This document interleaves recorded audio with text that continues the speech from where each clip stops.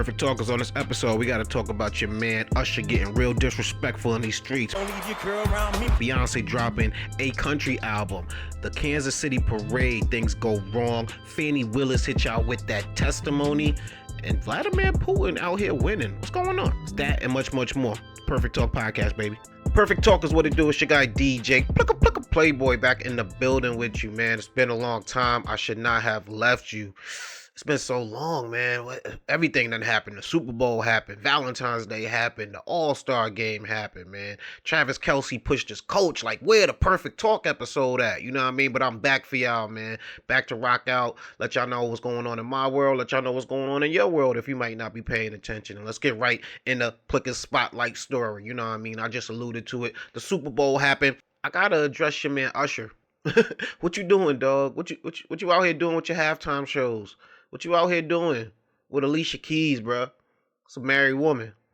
That's somebody's wife. That's Swiss Beats' wife. Motherfucker who gave us Rough Rider anthem. Chilling in my Beamer, listening to Ether.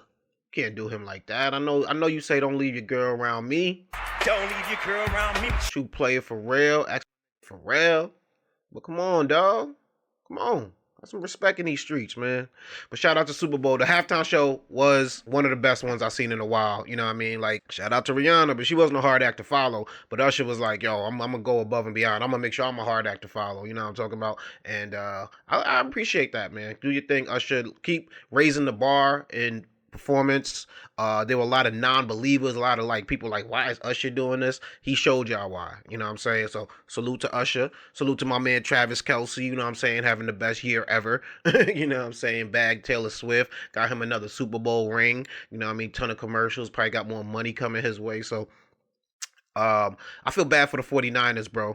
My man Chase Young, my man Nick Bosa. They was literally chasing Patrick Mahomes was running for his life. They was like half a second away, and my man would just get the ball or slip right past him. So I gotta imagine that being like one of the best defensive players in the league, to get that close to him and have him still get past you is like, damn, this nice. You know what I'm saying? So salute to the Chiefs and Patrick Mahomes. Y'all won me some money that night, so I appreciate that, man. And the commercials was fire too. You know what I mean? I seen my man Jelly Roll in a commercial. Salute to him. What was that?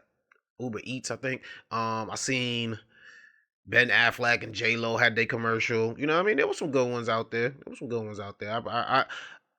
It felt, though, like we're just going to throw a celebrity in a commercial and, you know what I mean, not put everything in, like, not put that much thought into trying to entertain y'all, but it's the Super Bowl, man. You know what I'm saying? They breaking the budget. I heard Kanye did some nice little move with his commercial, made his money back from it, and then some, you know what I'm saying? By just investing that money. So Kanye is like the human stock market. Love him or hate him, Kanye is like the stock market. And you know what I'm saying? It's your bestie, Plicka in the building. You know, my daughter be singing that it's your bestie, Miss Smith. If I hear that one more time, dude, if I hear that one more time, like, damn it, Kanye, how you always make some catchy stuff, bro? How you do it?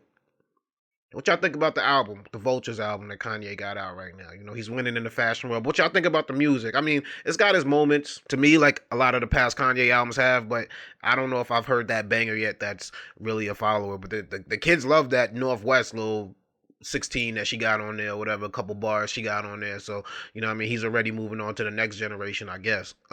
But yeah, hop in the comments. Let me know what y'all think about that Vultures album, Kanye West, Ty Dolla $ign, and I didn't peep Kanye's commercial live during the game, so I don't know. Maybe I walked out. Maybe I went to the bathroom. But like I said, he made his money back for the commercial, and then some, lowered the prices on his website, and was selling out. So he was doing his thing, man. I can't knock it. Usher, stay your ass home. You a married man, matter of fact. I heard you got married. Stay away from people's women, though, man. You acting a little wild out in these streets. You're doing a little bit too much, Usher. A little bit too much. And right now, we're going to switch it up to my favorite segment, man. It's called Have You Heard. That's when I just talk about some things I've heard in these streets, in the news going on, and that same night of the Super Bowl. Like I said, it's been a couple of weeks since I talked to y'all. I'm sorry, y'all, for staying away, but Beyonce got a country album coming out. Beyonce had one of the biggest Super Bowl commercials that I saw. You know what I mean? I liked it too, because it let Beyonce show her personality that we don't really get to see. She got to be funny. She got to do, you know what I mean? Like, she got to go to space. You know what I'm saying? She got to be the president of the United States. She got to be a whole bunch of characters. So I like that Beyonce commercial. And then announced right after that, yo, country album coming, Renaissance, baby. Yeah, I heard part one. We did the house music.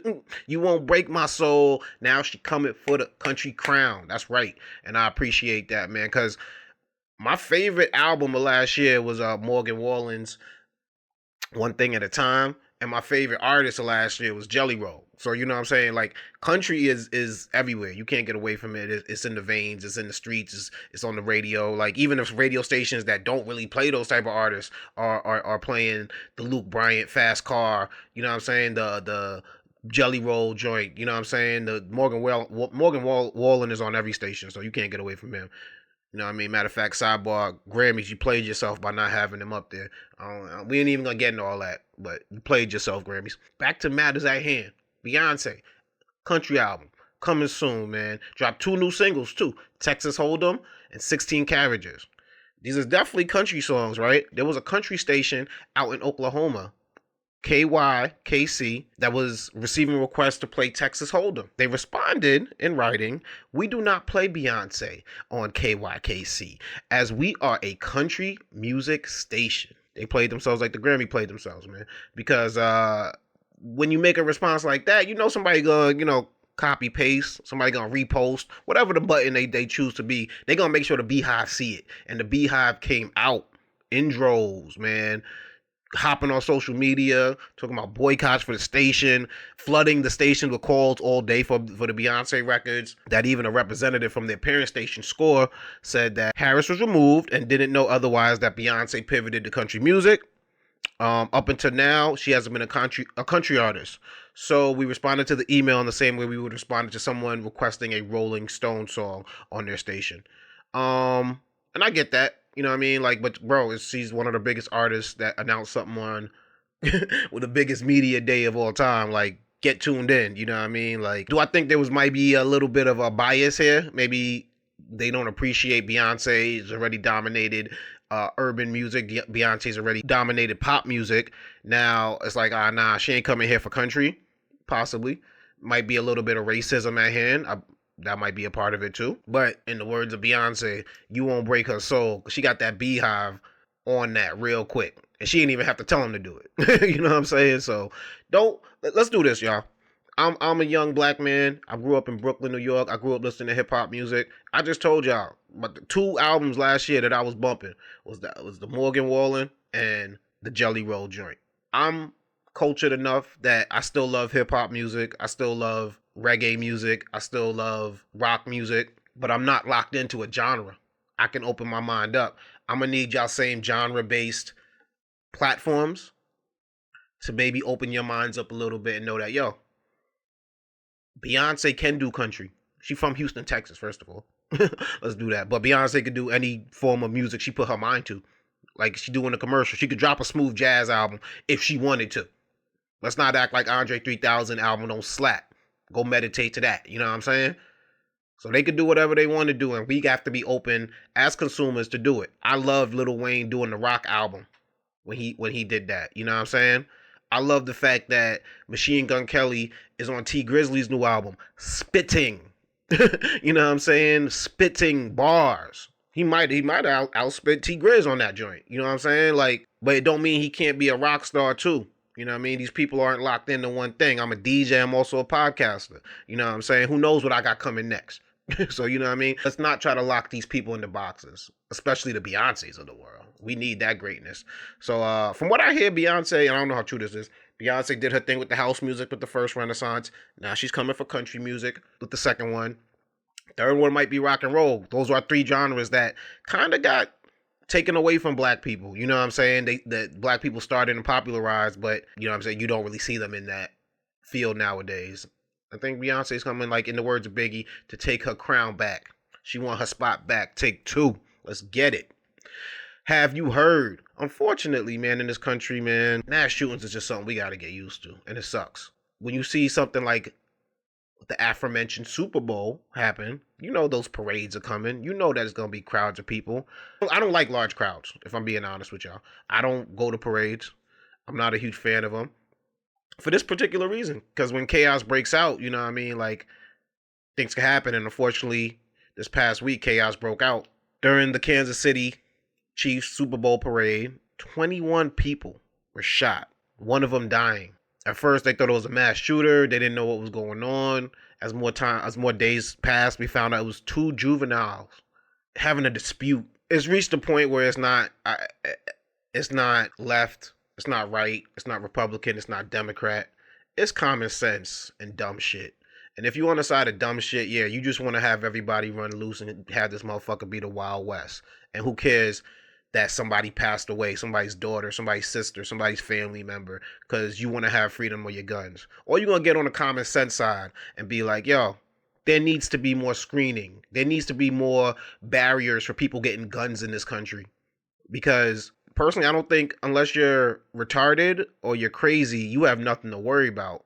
But the fact of the matter is, I think a lot of people in this country know that they fall into one of those categories.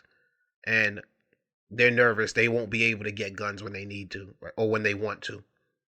And you know what? Unfortunately, until it hits home in their lives, until somebody that they care about, that DJ that passed away in Kansas City is actually a member of their family that died for a senseless reason, they're not going to change their minds on that. And we need to get people in office, in these positions of power that can actually make the decisions. Enough is enough, y'all. People can't go to a parade for the Super Bowl without 21 people getting shot. More than half of that being kids. Like, we don't have enough common sense to know this ain't the place to do it. So then you shouldn't have access to it. Shout out to T Swift. You know, she donated money to the GoFundMe to the young lady who passed away. You know what I mean? She felt like this past year she's become part of the Kansas City community, and she wanted to do her part and donated, I believe, $100,000 to her GoFundMe, which, you know, is probably going to help out with funeral costs and things of that nature. But it shouldn't even be happening, y'all. You know what I mean? This happened when the players were on stage. This happened in the heat of the moment. This happened when things were like, over what? And then the fact these kids, these two juvenile suspects that are locked up right now, they locked up 3 at first, but then I think footage revealed that one of those suspects wasn't involved with it. So now with 2 suspects being charged, they're gonna spend the rest of their life in jail. Like, we have to get kids at the point of 13, 14, 15, 16 to know that's not how you move, dog. Like that, what are you doing? What are you doing? And apparently your aim ain't good if you taking 21 people out. Like, how does that don't even make sense? Like, I think in their minds they thought it was a mass shooter because it was like, how do you just hitting all these other people who they ain't got nothing to do with it? Because you don't even know what you're doing. Knuckle up if you feel that way. Be a real man. Because this pussy shit of I'm just gonna pull my gun out and it ain't popping no more, man. We need to get past that, man. Thoughts and prayers to everybody out there. Thoughts and prayers definitely to the family of the Kansas City DJ, Lisa Lopez. Hold on, I'm going to get her full name. Excuse me. Lisa Lopez-Galvan. She was 44 years old. She was a local DJ at the radio station KKFI 90.1 FM. She leaves behind a husband and 2 children. So thoughts and prayers definitely out to you and your family. Thoughts and prayers out to all the victims, because we think just because people don't die, man, these gunshots, these lifetime wounds and injuries that people got to deal with. You know what I'm saying? So thoughts and prayers going out to everybody, sending out, you know what I mean, just healing. We need to heal mentally and we need to heal physically, y'all. But this country needs to heal. Have you heard they had your girl Fani Willis, the DA, district attorney out there in Georgia, got Trump on trial. They got her on the stand talking about her personal life. I mean, I spoke about this a few weeks ago, y'all. So if you don't know, Michael Roman, he's a defendant in the Trump election fraud case out in Georgia. And he brought up the fact that Fani Willis and the lead prosecutor, Nathan Wade, they might have a little thing going on. When it first came out, people kind of, you know, brushed it off, didn't think it was big news. But I had a feeling there was something a little funny here. Come to find out, weeks later, they did actually have a little relationship going on. You know what I mean? Fani Willis admitted to that. And this past week, they had her on the stand to find out a little bit more information about it. Fani. According to Fani Willis, they had a romantic relationship at one point, but it ended before Nathan Wade began to work for as the lead prosecutor on the Trump case. We'll start there. Like if nothing else, just a lack of judgment. Like, you know what I mean? I've had sex with girls that I worked with. You know what I mean? They were co-workers. I wasn't like above them. They weren't above me. But it was like I wouldn't then hire that person to work at another job. Not because they, even if they were the most qualified person, just because we've had that personal thing, and I wouldn't want it to become an issue that could distract us. That, you know what I mean? She might want to come back for round two. You know what I'm saying? Like, nah, we don't need that here. You know what I'm saying? Especially if I'm in a position of power where I got the power to hire and fire. Like, nah, I might take the application. I might do the interview. Good to see you. You know what I'm saying? What's going on? But I don't know if I'm going to hire you. But Fani said this guy that she had a former fling with, she thinks he might be the man for the job. And her testimony gave us some great black girl magic moments like this right here. I probably had some choice words about some of the things that you said that were dishonest within this motion. I'm very anxious to have this conversation with you today. So I ran to the courtroom. So as soon as you heard that Mr. Wade was done testifying, that's when you just assumed you would be the next witness? It only makes sense. You and Mr. Wade met in October 2019 at a conference? That is correct. And I think in one of your motions you tried to implicate I slept with him at that conference, which I find to be extremely offensive. I told you what happened. I read the motion. I am sure I told him what my opinion of it is. Okay. And past that, we had no substantive conversation. You did not. Okay. Is there something you didn't understand? No. I like when she said, I ran to be here. You know what I'm saying? Like, the one thing about Fani is she is not about to switch up. She ain't Kamala Harris. She ain't Malika Andrews on ESPN. You know what I'm saying? She definitely ain't Sage Steele. Like, you know what I mean? She let y'all know that she not really feeling the fact that y'all got her here talking about this. And she let it be known. I like it. She kept it contentious. She's like, I ain't on trial here. They on trial. And they trying to distract us with the nonsense here. And I like that. I like that she kept it a buck. She kept it herself. Like I said from day one, it was probably a silly move. You know what I'm saying? Do I think it's going to make or break her? No. A lot of experts say that they don't think that she will be forced to be removed from this case because they really can't prove that there was a financial gain. That's where the illegal part comes in. Like, were they using money to go take trips together? Did he have a financial gain by doing this? Was it a conflict of interest to hire your former fling? And I don't think that, other than embarrassing Fani for having this fling, they've been successful in proving that there's any kind of money gain that's been had here. So I think at the most they're gonna try to embarrass her. Let me see. A former U.S. attorney named Barbara McQuaid. She wrote on X that Fani Willis made a terrible decision to date Nathan Wade, and that may bring ethics issues for her. But her testimony dispelled any kickback scheme that would disqualify her. Nothing about this affects the fair trial rights of Trump and his co-defendants. So it's like, you know what I mean? Y'all just bringing this up to distract. What does it got to do with the case? How is it stopping them from prosecuting? Silly move. People like salacious shit, and she gave us salacious shit to pay attention to. So, but guess what? We all make mistakes, and it just so happens that one of hers is being broadcast for the whole entire country to see. So Fani, hold your head. Keep that same energy, and I mean that in the best way. I know people say that in a disrespectful way, but nah, keep that same energy that you've been keeping. I like on the stand. I believe the next set of testimony will be behind closed doors, so she might be extra feisty. You know what I'm saying? But just because there's some personal things that could affect the case that I don't think they want cameras there for. Nah, but I think she's gonna be good. I think Fani's gonna be alright. And we'll see. You know, I'm gonna keep y'all informed because that's what I do here at Perfect Talk Podcast, y'all. Before we get out of here, man, I used to watch a show back in the day called The Best Week Ever. And they'd like recap everything for the week. It was actually pretty funny. I think Comedy Central might have been on. I actually had a chance to interview the gentleman that spoke on that show. No, it was VH1. That's what it was. It was a VH1 show. And I got to interview the gentleman that, like, you know, they were commentators on it, but they were also comedians when they had visited my college campus. I'm taking it back. Wow. But it made me think, man, that Vladimir Putin might be having the best week ever. You know what I'm saying? Like, your man had a Tucker Carlson interview where he just got to sit down and let his side be heard. Like, you think in Russia they watching Joe Biden interviews? or any of their opposing countries. But you know what I'm saying? He got to let his piece be heard on Tucker. His op, Alexei Navalny, mysteriously passed away in jail. You know what I mean? Like, they slow at giving back the body. Sound nervous.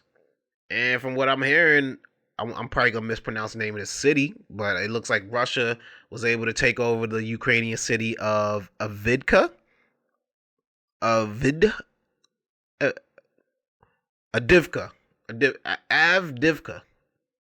Like I said, I'll probably mispronounce that. Shout out to my boy Keith. You always make fun of the mispronunciations, but I mean, it's Ukrainian. How am I supposed to know? But he doing his thing over there, bro. And not to mention, your boy Trump had the wild comment that anybody who don't pay their money to NATO, Putin should invade. He said, I'd let Russia invade them if they don't pay their bill. My man Putin sitting back like, I ain't even asked for that shout out. Good looks, but let me take care of Ukraine first, though. Let me do my thing here. So it's getting real nervous, man. But Vladimir Putin doing his thing, man. Y'all better stop playing around. Over there. Figure out if y'all riding with Ukraine or not in Congress. What y'all doing? You know what I mean? What side are y'all on? And how many wars are we fighting and funding? If you really think about it. And before I get up out of here, man, you know I like to do things I've seen on the internet, man. And we can't leave without this clip right here from the newsmaker himself, Donald J. Trump. We have to win in November, or we're not going to have Pennsylvania. They'll change the name. They're going to change the name of Pennsylvania. What are you talking about? What y'all niggas talking about? Like Biggie said, bro. Change it to what? Is it transitioning? Is it going to become Caitlyn? What's going on out here? They just say anything.